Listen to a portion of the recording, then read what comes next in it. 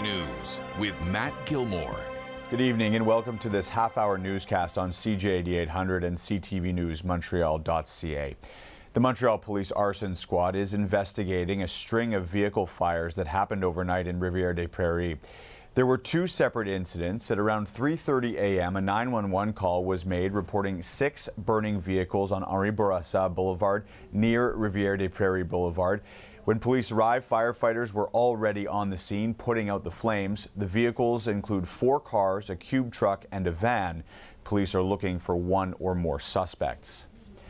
Around an hour and a half earlier at 2 a.m. there was another incident. This one involved a cube truck that was set on fire at Gaston Maillet and Joliot Curie Avenues.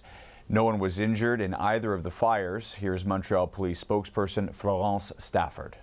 On scene, they discovered the incendiary material, and according to the first information received, 1 or more suspects would have set fire to the vehicle and flew the scene before the arrival of the police. At this time, it's too early to tell if the two events are linked to each other. And no arrests have been made in either case. 2 men died overnight in an apartment fire in Saint-Eustache. The victims are adult brothers. Their identities have not been released.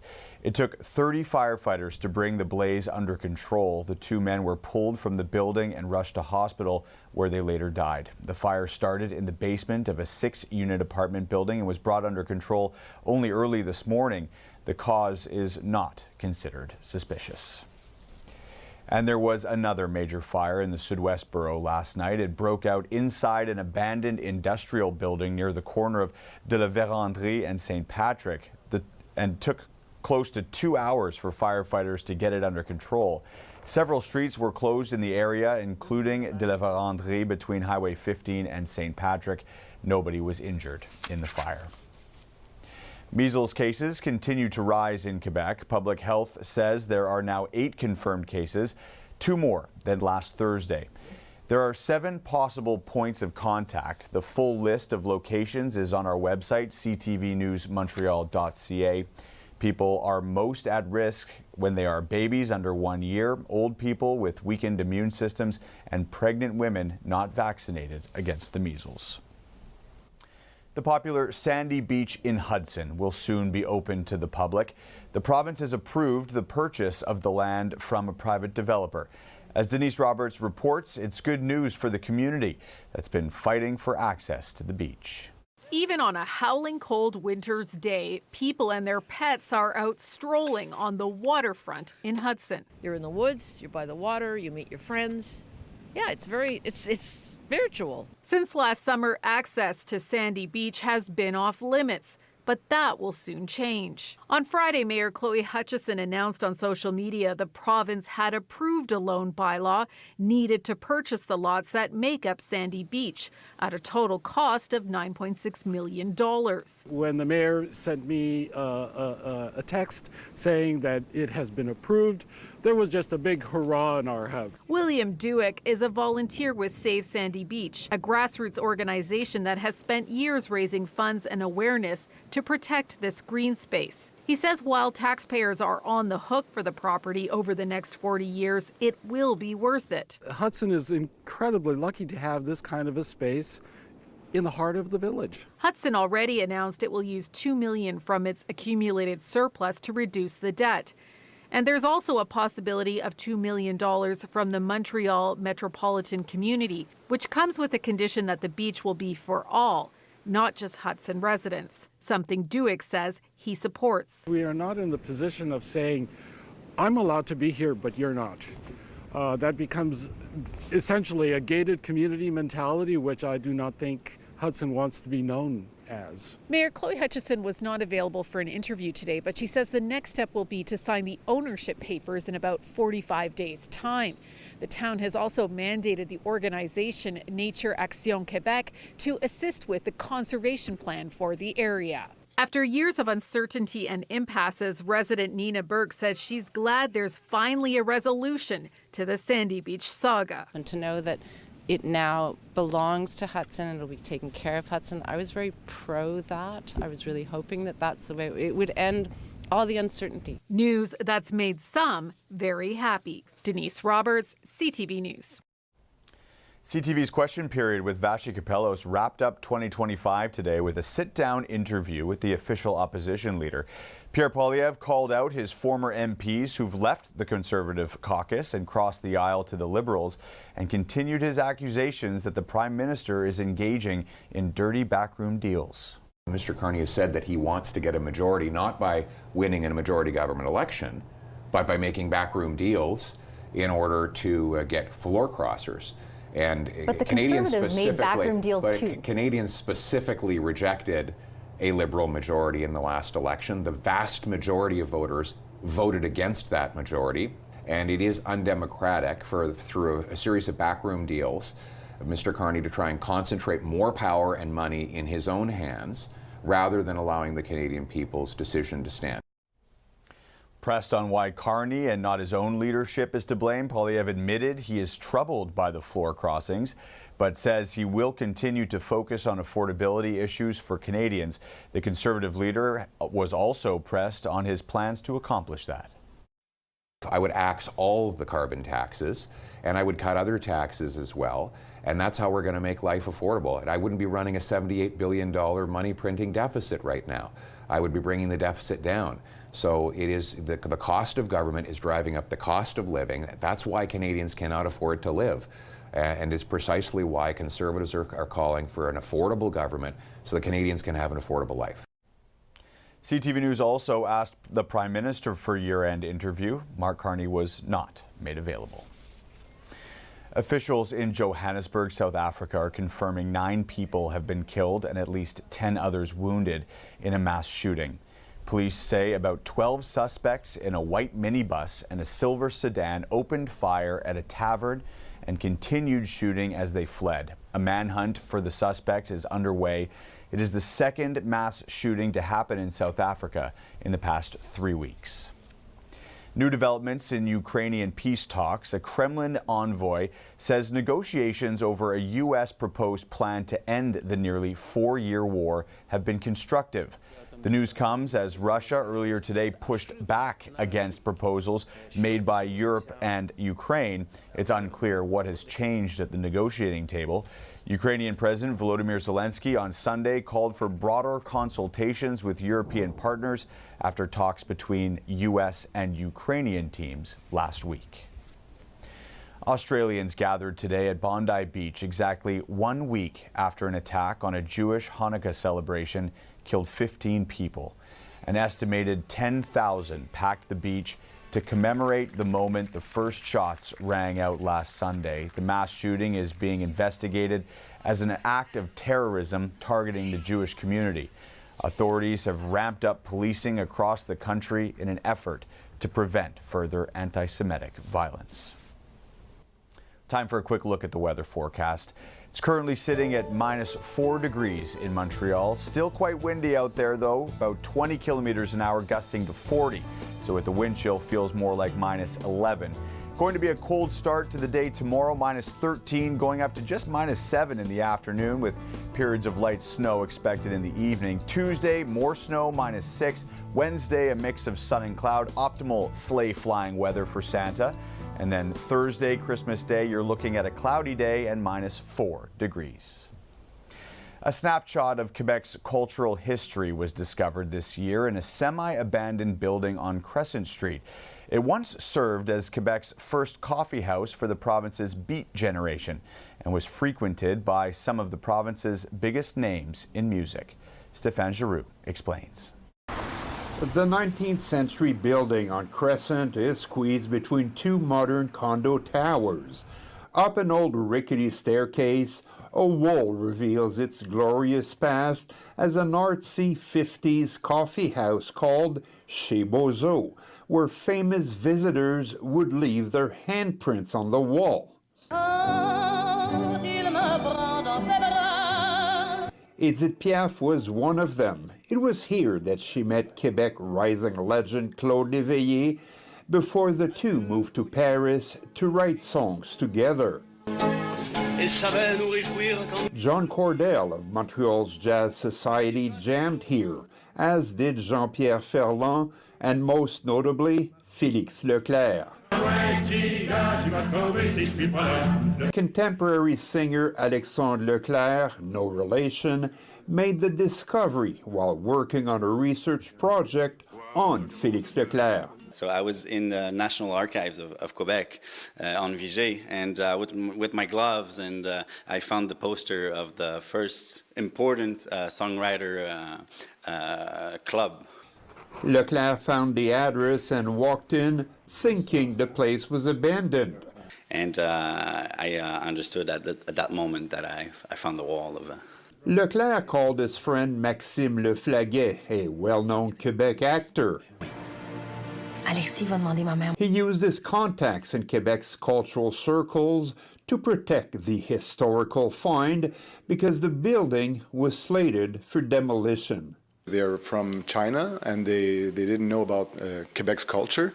Quebec's Ministry of Culture immediately classified the building to protect it for its historical significance. Virtually everyone in the Chez Bozo collective would become cultural icons in the following decades. Clémence Desrochers, Jean-Pierre Ferland, Raymond Lévesque, Claude Léveillé, and Hervé Brousseau. And further, Jacques Blanchet came in, and Dédé Gagnon, the famous pianist, he came along. Their handprints all still visible on the decrepit wall. Leclerc and Leflaguet signed a lease with the building owner so they can revive Chez Bozo 70 years later. There's a lot of ghosts around here to help us. So, I mean, the story around this place is incredible. It's a mythical kind of club, and I mean, it's going to attract for sure. And Chez Bozo expects to reopen in the spring with a new generation of artistic creators. Stéphane Giroux, CTV News. Amid the rush to finish up holiday shopping, a new report finds many Canadians are choosing to spend less this year. As CTV's Colton Prail reports, families are looking for savings where they can get them, with one big exception.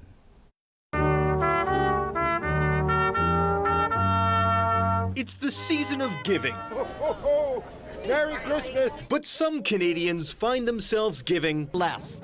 And you can do it if you're good at knowing what the prices are. A new survey from TD Bank found more than a third of Canadians are cutting back on holiday spending, up from last year. Me and my partner decided actually not to exchange gifts between the two of us this year. It's so expensive. It's not just presents under the tree that are getting trimmed. According to TD, of those planning to save this holiday season, nearly half are cutting back on social spending. Especially with groceries, are way more expensive, so it makes like hosting and having parties a lot harder. But even as holiday budgets decrease, 46% of people are actually spending more money on Canadian products, according to Business Development Canada.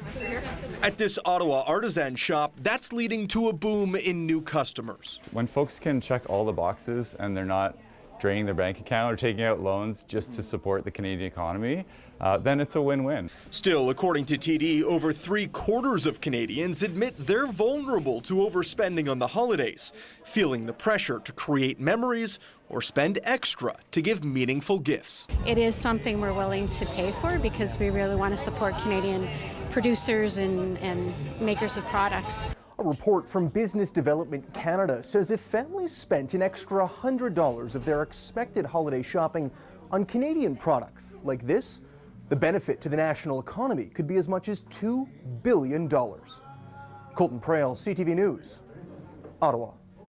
Loyalty rewards programs are becoming more engaging and more popular in Canada, especially among younger Canadians. There are new players in the space. Some of the most popular loyalty programs now are restaurants, and next year there are some changes coming to the big players. Here to talk us through those changes is Patrick Soika, founder of rewardscanada.ca. Thanks for being here. Thanks for having me on the show today. What are some of the big changes? What are the headlines that people need to know about? Yeah, so I think, there's quite a bit happening, but the big one is definitely Air Canada Aeroplan.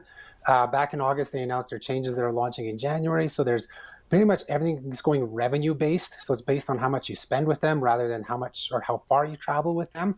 So it affects, kind of your elite status earning, but also people who aren't chasing elite status. Some flyers may earn more points on Air Canada flights, whereas some who are buying the cheap long-haul flights will be earning less points. So there's definitely a lot of big changes with Air Canada Aeroplan. Then we also have WestJet, who's been partnering with like Skip Rewards. You mentioned restaurants, so you can earn and redeem WestJet points with Skip. Then they have a big partnership launching with Triangle with Canadian Tire next year, where you can earn and redeem WestJet or Canadian Tire money on both. It seems like at least you can earn. I know that for sure. You'll be able to earn points. Like so, if you fly with WestJet, you'll earn WestJet points and Canadian Tire money, and vice versa. When you shop at a Triangle store, you're going to earn both as well. And then the other biggest news for next year is finally Air Miles is getting rid of their two separate miles. Their Dream Miles and Cash Miles are being combined into one. So it's just going to be miles as of late January. If you're just getting into this now, what would you say the best bang for your buck is? Where are the best benefits? Oh yeah, so that's kind of a loaded question. There's so many different programs, and it depends really on a person's shopping habits, travel habits. But what I like to tell people is, most people are earning the majority of their points or miles with credit cards. And to go with a card that offers flexible rewards points, you may not want to go directly to a single airline or a single hotel or a single loyalty program. So you have programs like American Express Membership Rewards, Scene Plus, where you have a lot of options where you can, redeem your points for travel, you can redeem it for groceries, for cash back. And a lot of these programs hold value across the board. And once you learn more about how these programs work, then you can kind of, make your way up into some of the programs, something like Aeroplan, because Aeroplan, you have to educate yourself more about the program, about how to get the most value out of it. Whereas the flexible credit card programs, they're simple. You just pretty much earn and burn your points, and it makes it super easy. I was surprised to read that Gen Z is actually the most active when it comes to these loyalty programs. Why do you think that is?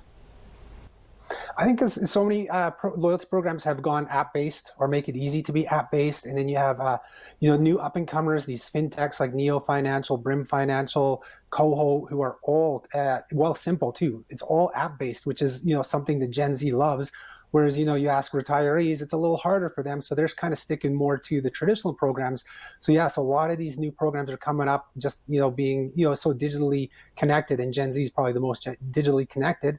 And then you have, of course, social media like influencers, TikTok, Instagram, people who do talk about loyalty programs, how you can get, first class flights for cheaper, or business class flights, or, over the water bungalow in the Maldives for a lot less using points and miles. And those are people who are really connected to, the Gen Zs. So I think that's why we're seeing a really big uptake in that market. All right. Patrick Soika, founder of rewardscanada.ca. Thanks very much for your time. Really appreciate this. Great. Thank you.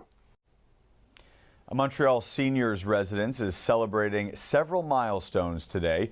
There was a birthday party at Maimonides for 16 different centenarians. Anastasia Dextrine was there.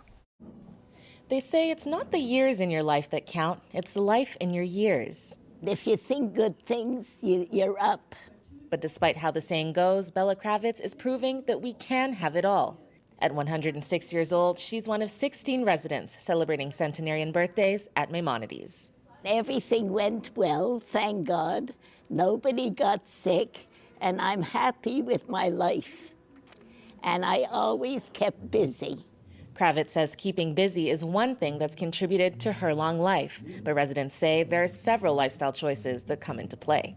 You smile, my whole family is gone. And how come that I'm alive? Faywell Perlis is 102, and his son says his secret is good food and a cup of coffee, or four. He used to drink vodka once a day, but he stopped several years ago. And he'll eat anything that's tasty. It's a goal that we all aspire to. With centenarians making up only 0.03% of Canada's population, according to the census in 2021, families say the milestone is not taken lightly. We're just happy that my mom is healthy. She doesn't take any medication whatsoever, and she has a great outlook on life. Susan Lemko says each day with her mother, Ruth Fisher, is a blessing, and there's a lot to learn from 101 years of wisdom. We're all busy, wrapped up in our life and chasing the dream, and she never felt that way. She just wanted to be with her kids and her husband and her family. And the pearls of wisdom are infectious. Nicholas Maturana says he's had the pleasure of working with the Centenarians for 2 years. They have so many stories that are honestly incredible. Some of them survived the Holocaust and they're still here. Some of them played with great musicians. Some of them, they stayed here their whole life as a butcher and the whole community knew them. It's a great honor to be with people who have these experiences. And residents hope their milestone birthdays will inspire others as they embrace their own experiences in life. Anastasia Dextrine, CTV News.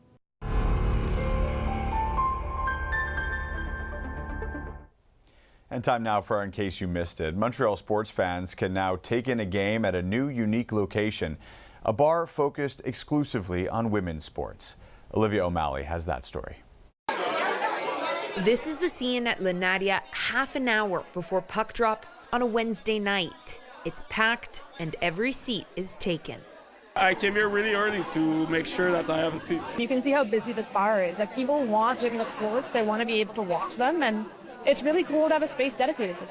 Lunaria is a sports bar and cafe that only broadcasts women's sports.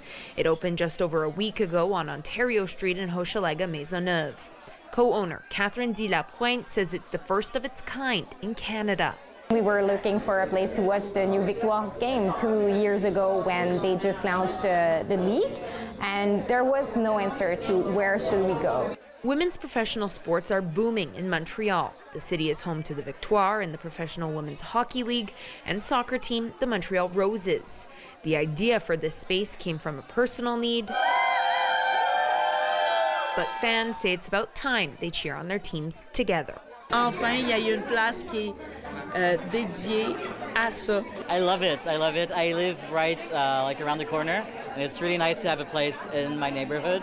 Open 7 days a week, Lunaria has put women's handball, volleyball, and gymnastics on its screens. An ode to the Olympic athlete the bar is named after, Nadia Comaneci. As a woman, seeing women on screen is just, I feel so lucky, which is kind of weird saying, because it's just, I haven't that chance when I was young. Like, I'm almost 40 and there was no representation. Lapointe says she's happy to keep pouring pints for passionate fans or beginners wanting to learn more about women's sports. As this bar and cafe is part of her responsibility, she says, to help female athletes go further. Olivia O'Malley, CTV News. Many federal government buildings have become infested with pests.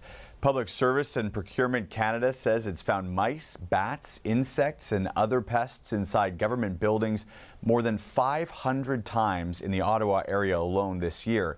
It comes as the government makes plans to force public servants back to the office. The Montreal Canadiens take on the Pittsburgh Penguins again tonight after putting on a dominant performance last night at the Bell Centre. Juraj Slavkovsky scored first, his 10th of the season, off a nice dish from Cole Caulfield to give Montreal a 1-goal lead. Then, still in the first, Owen Beck finds the top corner to make it 2-zip Montreal. That's his first of the year. Josh Anderson would make it 3-0 midway through the third, a shorthanded breakaway goal. And then in the third, it was rookie goalie Jacob Fowler that stole the show, making 16 saves for his first career NHL shutout. The Habs win this one 4-0. Puck drop for tonight's rematch is at 7 o'clock. And that's it for us. Thanks for watching and for listening. Have a good evening.